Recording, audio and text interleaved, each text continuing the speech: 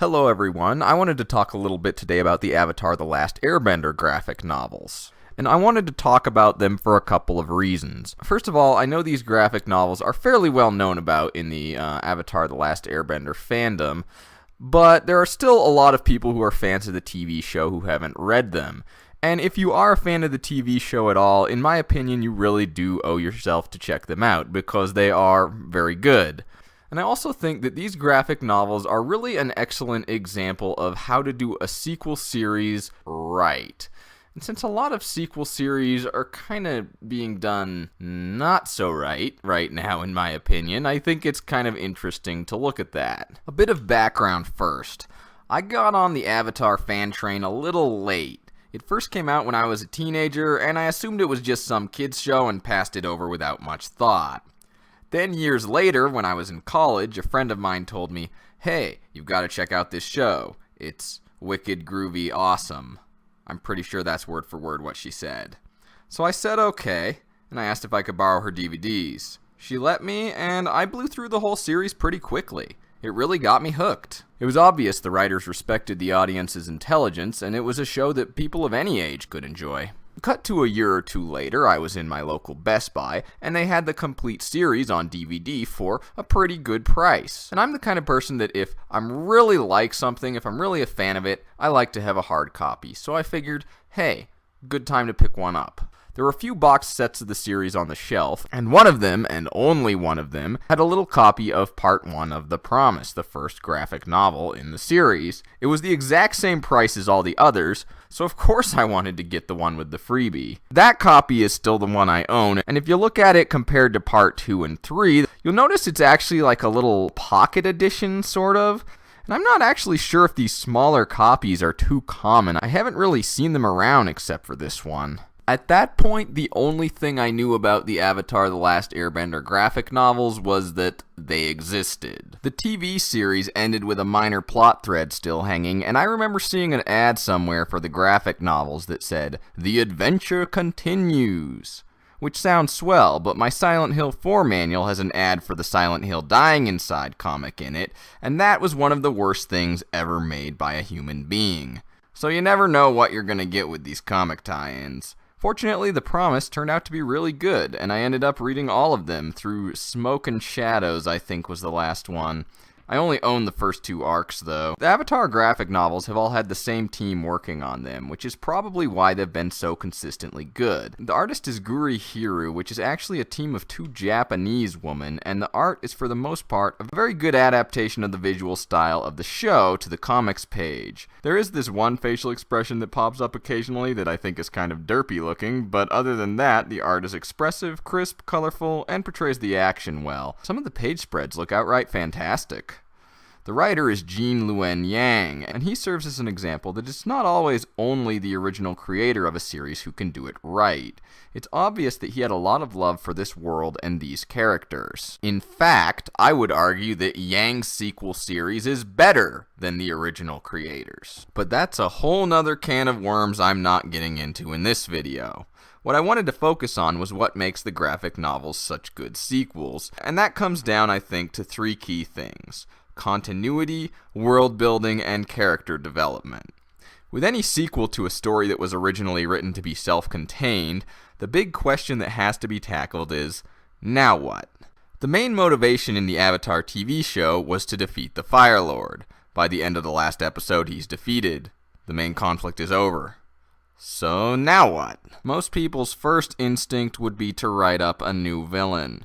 The TV show revolved around defeating a villain. So clearly, the sequel series needs a new villain for the gang to go on an epic quest to defeat, just like in TV show. Right? And herein lies the genius of Gene Luen Yang. He didn't do that. Most of the arcs don't even have a villain, really. In The Promise, Zuko, now Fire Lord, agrees to relocate all the Fire Nation citizens who are living in the Earth Kingdom as part of the new peace agreement.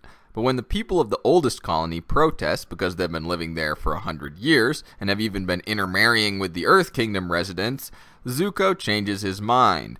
This angers the Earth King and his generals because in their view, this is land that was invaded and stolen from the Earth Kingdom. So war threatens to break out again when peace has just barely begun. And neither side is depicted as the bad guy. They both have a point.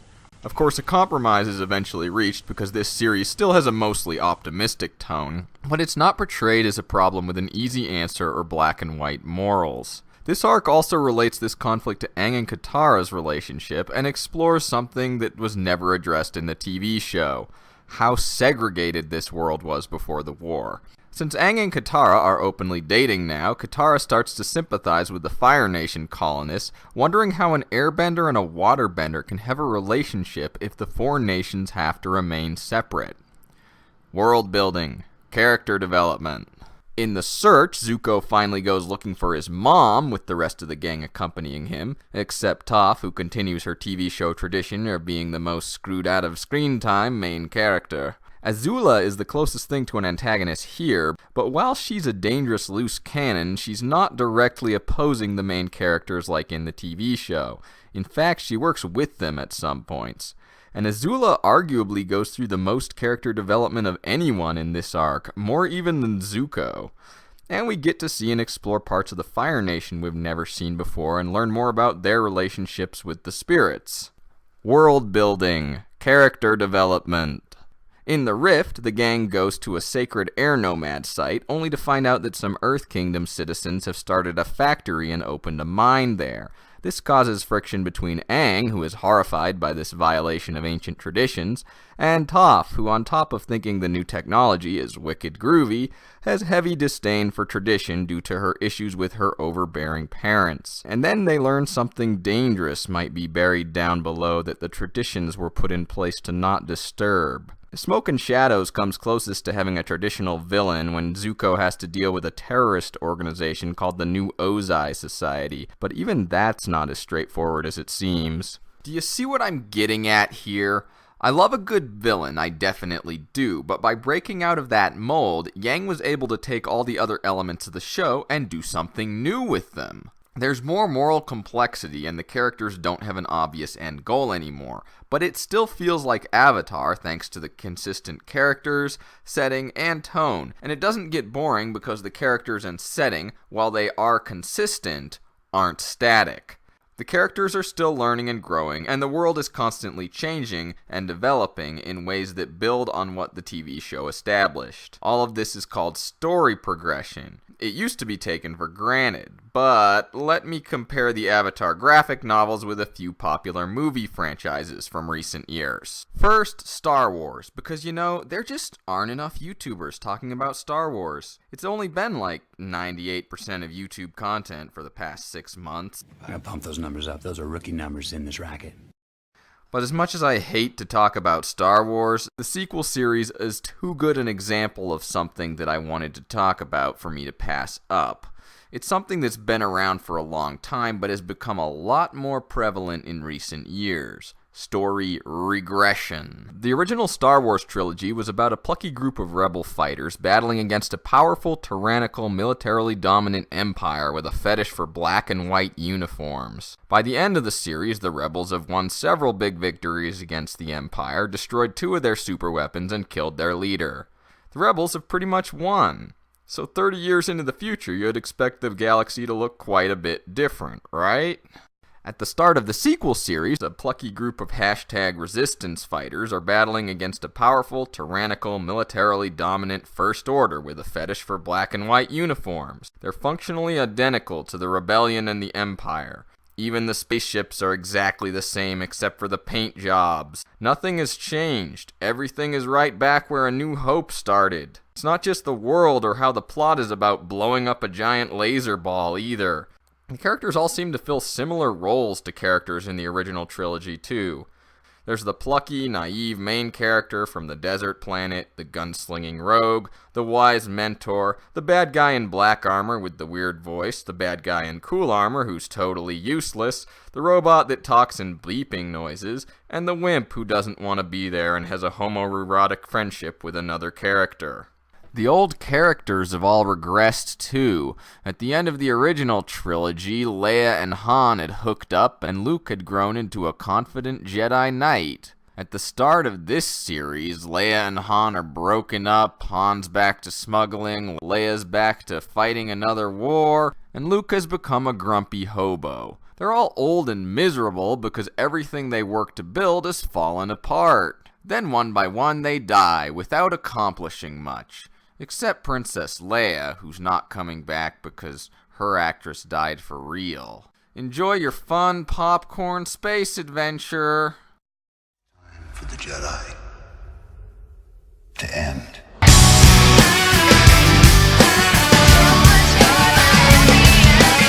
But Knowles, you say? This is old ground. Everyone already knows The Force Awakens was incredibly derivative. The point isn't that it's derivative. The point is that because it's so derivative, when you stop and think about it, it becomes incredibly depressing. And another point is that this is not just a Star Wars problem.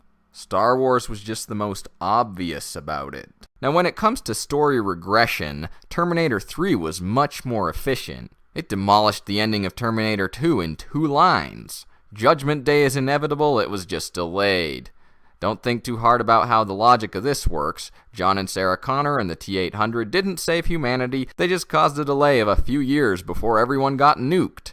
Not quite as gratifying, but look at all the guns shooting and stuff getting smashed. And then, because that wasn't enough, a soft reboot prequel sequel was released with very questionable spelling in the title, rendering all the other movies in the series, including the only 2 that make this series more notable than Lady Terminator or Russian Terminator, completely non-canon. But the softcore prequel sequel reshoot doesn't actually explain the basic premises of the series, so you still have to watch the other movies. Everyone loved it. Which brings us to J.J. Abrams' Star Trek 2009, which pioneered the semi-soft-serve prequel-sequel reboot. The writers of that movie realized that by making time travel a plot point, they could completely ignore all the continuity that those nerds had been invested in for so long and rewrite the entire universe on a whim. Really drives home the pointlessness of being invested in a fandom. Might as well just tell me to go outside while you're at it. I don't want to go outside, it's cold out there right now. Then they made the sequel to the movie, and sure enough, in came the recycled plots and substandard rehashes of the series' most popular moments. Even Marvel has indulged in this to a lesser extent. Tony Stark says he's not going to be Iron Man anymore, then in the next movie he's being Iron Man, with little to no provocation.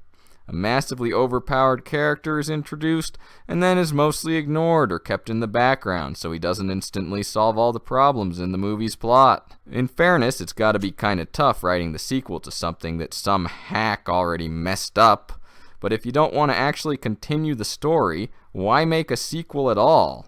Why not make a reboot, or an original movie even? Oh, right, because while it used to be taken for granted that even bad sequels would continue the story, Hollywood knows that isn't really the point of a sequel. The point is to squeeze more green milk out of that weathered teat. Sequels can play to people's nostalgia for something they enjoyed without running into that, if the original was so good, what's the point question that reboots always get hit with. Because sequels are supposed to show us something new. But making something new that still fits in with the old thing we liked is hard, and Hollywood hacks have realized they can keep recovering old ground endlessly if they add just enough new excuses to trick the audience. It doesn't always work, though. Sometimes the pressure gets to be too much and everything just snaps, and you get The Last Jedi. For the record, I don't hate The Last Jedi. In fact, while I think it is a mess of a movie, I appreciate it on a sort of meta level. The Last Jedi is a movie where most of the characters blunder around, unsure of what to do, and everyone who tries to accomplish something worthwhile gets punished for it.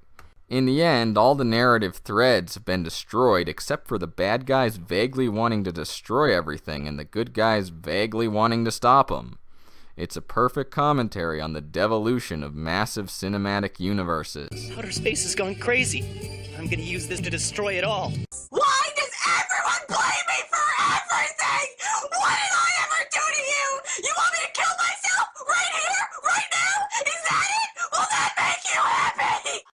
It was probably unintentional, but it's certainly interesting.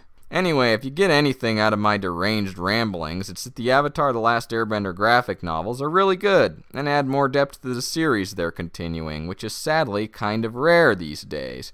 You should check them out if you like the series, whether you enjoyed its TV sequel or not. And if you don't like or disagree with what I said, remember, I'm on the internet, so I'm probably right. Unless someone who's more popular on the internet disagrees with me. That's just the way it works. You can help me be more right by liking this video and subscribing to the channel. Or you can tell me how dumb I am and that I need to go back to flipping burgers in the comments section. Either way works. Bye now.